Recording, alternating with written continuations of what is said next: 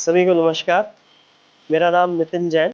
मैं लाल बहादुर शास्त्री संस्कृत विश्वविद्यालय में पीएचडी का प्राकृत विभाग में पीएचडी का शोध छात्र हूँ।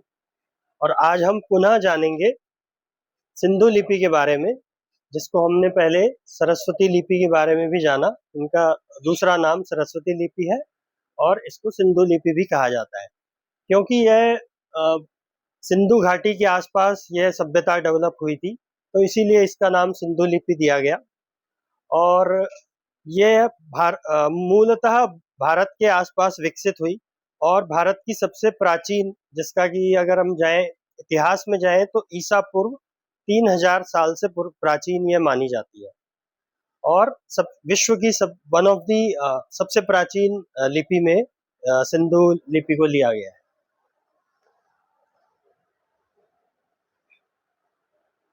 तो लिपि के बारे में जब हम जानते हैं तो मुख्यतः 3 प्रकार की लिपि जानने में आती है: चित्रलिपि, ध्वन्यात्मक लिपि और संख्यात्मक।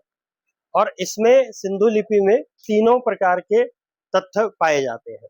जैसे कि चित्रलिपि, चित्रों के माध्यम से ये एक मोहर है जो सिंधु घाटी सभ्यता में पाई गई है। तो चित्रों के माध्यम से कुछ रिप्रेजेंट किया जाता था।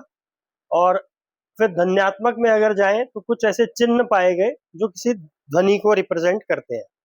और फिर संख्यात्मक, तो ये इस तरह के कुछ सिंबल हैं जो कि किसी संख्या को रिप्रेजेंट करते हैं। और इस लिपि को आज तक पूरी तरह से डिकोड नहीं किया जा सका है और प्रयास अभी भी जारी है। परंतु इसके बारे में यह माना जाता है कि ये जो सभ्यता थी बहुत ही आधुनिक सभ्यता थी उस समय के हिसाब से, क्योंकि इसमें जो अवशेष प्राप्त हुए हैं, जैसे नगर की जो व्यवस्था थी वो बहुत ही सुचारू रूप से थी।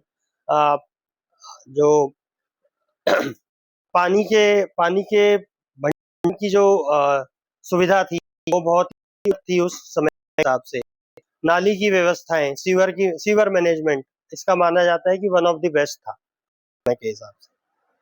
और प्रमुख स्थल जो इसके पाए गए हैं, उस समय का पाकिस्तान, जो कि भारत का ही हिस्सा था मुख्यतः वहां पर, और पंजाब जो पाकिस्तान का हिस्सा, जो पाकिस्तान में चला गया वहां पे।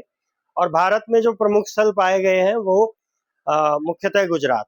और अभी एक रीसेंट रिसर्च हुई है जिसमें हिसार एक एरिया पड़ता है हरियाणा में, वहां पे राखीगढ़ी करके है। वहां पे 350 हेक्टेयर का एरिया सिंधु घाटी से संबंधित पाया गया, जो कि अगर हम किलोमीटर में कन्वर्ट करें तो लगभग 3.5 स्क्वायर किलोमीटर, उतना बड़ा एरिया है, जो कि विश्व का सबसे बड़ा सिंधु घाटी का अवशेष माना जा रहा है। और अभी उसके बारे में हम और जानेंगे अगली स्लाइड में। तो जैसा कि मैंने कहा, तीनों लिपियां सिंधु सभ्यता की उन्नत लेखन प्रणाली, संगठन, व्यापार और सांस्कृतिक विकास का प्रतीक है।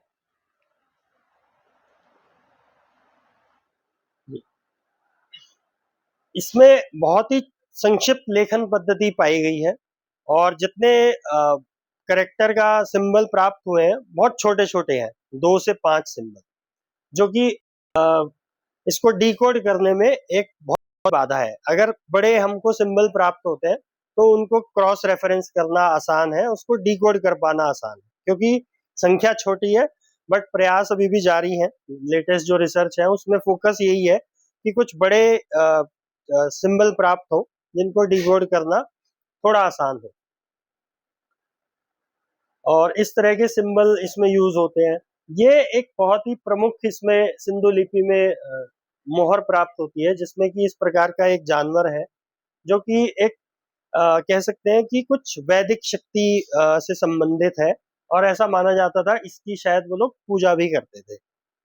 और इसी सिंधु घाटी सभ्यता पर ही 2016 में एक मूवी बनी थी, मोहनजोदाड़ो। ऋतिक रोशन एक्टर हीरो था, मेन लीडिंग एक्टर था, तो वो भी इसी पर आधारित थी। उसमें भी इस प्रकार की जो मोहर है वो देखने को मिली थी, और ये जो जानवर है इस पे स्पेशल दिखाया भी गया था उसका। कुल चिन्हों की संख्या जो अब तक प्राप्त हुई है वो 400 से 450 मानी जाती है कि इसमें यूज होती थी। प्रमुख जो स्थल है जहाँ पे पाई गई, तो पंजाब जो कि पाकिस्तान वाला पंजाब जो पाकिस्तान में है वहां पर हड़प्पा, रूपड़ वो भी पंजाब जो पाकिस्तान में चला गया, गनवेरी वाला, मोहनजोदाड़ो जो कि प्रमुख माना जाता है पाकिस्तान में, और ऐसे ही चहुंदड़ो वो सिंध पाकिस्तान में पड़ता है। और भारत में पड़ने वाले मुख्य लोथल और धोलावीरा। लोथल के बारे में ये कहा जाता है कि यहाँ पर उस समय का सबसे बड़ा बंदरगाह है, उसके अवशेष भी प्राप्त हुए। और ऐसे ही धोलावीरा में, और जो लेटेस्ट मैंने अभी बताया राखीगढ़ी, वो उस पर अभी काम जारी है। वो बाद में मुझे मिला था इसलिए मैं स्लाइड में ऐड नहीं कर पाया उसको, बट वो अब तक का सबसे बड़ा अवशेष है। और भारत सरकार और हरियाणा सरकार ने मिलकर लगभग 500 करोड़ रुपए की राशि उसके लिए सुनिश्चित की है, और एक बहुत बड़ा वहां पर हड़प्पन नॉलेज सेंटर विकसित किया जा रहा है, जिसमें वर्चुअल रियलिटी और ग्राफिक्स के माध्यम से दिखाया जाएगा कि इस तरह वो सभ्यता चलती कैसे थी, जिसमें वर्चुअल रियलिटी और ये सब यूज होगा। वो अभी पर इन प्रोग्रेस है, चल रहा है। और प्रमुख शोध जो इस सिंधु लिपि के बारे में अभी चल रहे हैं, उसमें एआई और मशीन लर्निंग का यूज करके कुछ पैटर्न मैचिंग उसके मॉडल और वो सब पैटर्न रिकॉग्निशन सॉफ्टवेयर यूज करें को डिकोड एनालिसिस का भी यूज किया जा रहा है।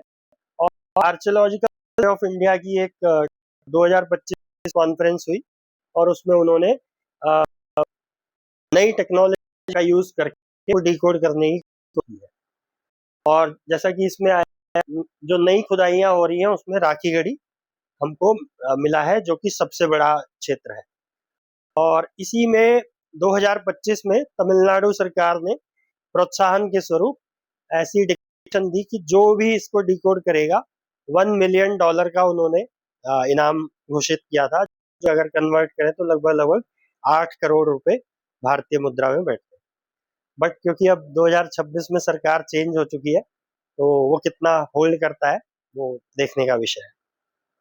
बट सरकार का बहुत फोकस है कि अंतरराष्ट्रीय समुदाय को साथ लेकर और इसको डिकोड किया जाए किसी भी तरह, जिससे कि हम कह सकेंगे कि जो भारतीय सभ्यता है उसकी प्राचीनता का हमें एक जीता जागता प्रमाण ये है हमारे पास। बस ये डिकोड हो जाए तो उस पर एक मोहर लग जाएगी कि हाँ, भारतीय जो सभ्यता है वो बहुत प्राचीन।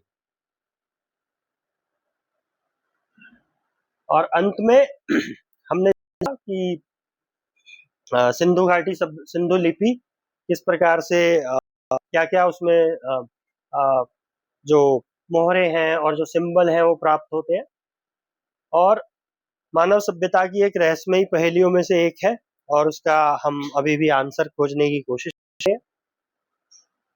क्या अभी भी बाकी है? लंबे अभिलेख और द्विभाषी अभिलेख जो लिंगुअल हो तो उसको डिकोड थोड़ा आसान हो पाएगा। लिपि के पीछे की भाषा और व्याकरण को समझना, इसके लिए प्रयास जारी है। एआई और डेटा साइंस का यूज करके कोशिश चल रही है ताकि इसको जल्दी से जल्दी हम डिकोड कर पाए। और इसके आगे इस तरह के कुछ उसमें अवशेष प्राप्त हुए, ये रिक्रिएटेड है, ओरिजिनल नहीं है। और धोलावीरा में जो मिलता है साइन बोर्ड, ये ओरिजिनल है जो कि प्राप्त हुआ है, उसकी रिक्रिएटेड इमेजेस हैं ये वाली। तो हम समझ सकते हैं कि कितना डैमेज इसका ऑलरेडी हो चुका है। और ऐसे ही अगर जैसे मैंने हिसार की बात की, तो वहां पे बताते हैं कि जब फोकस नहीं था और पता नहीं था कि ये इतनी हमारी प्राचीन धरोहर है, तो लोगों ने वहां पे खुदाई में उनको ईंटें मिली, उन ईंटों से खूब मकान बनाए हैं, तो उस लेवल का डैमेज हुआ है। ऐसे ही सिंध में 1800 समथिंग कुछ ईयर था, अंग्रेजों ने वो रेल लाइन का कार्य शुरू किया, और वहां पे भी उसके अवशेष थे, ईंटें मिल रही थी, वो ईंटों सारी यूज करी, और रेलवे लाइन उसकी रेलवे लाइन में पूरा ईंटों का यूज हुआ। तो वो भी कहा जा सकता है कि काफी डैमेज हुआ होगा। जो तथ्य थे, पुरातत्व जो अवशेष थे, वो काफी मात्रा में डैमेज हुए, परंतु अभी भी नई खुदाइयां चल रही हैं और अवशेष मिलेंगे, तो कभी ना कभी हम में से कोई ही इसको डिकोड करेगा। इसी के साथ मैं अपने शब्दों को विराम दूंगा। और ये कुछ और अन्य इसमें पाए जाते हैं चिन्ह इस तरह के। धन्यवाद। आशा करता हूँ आपको पसंद आया होगा।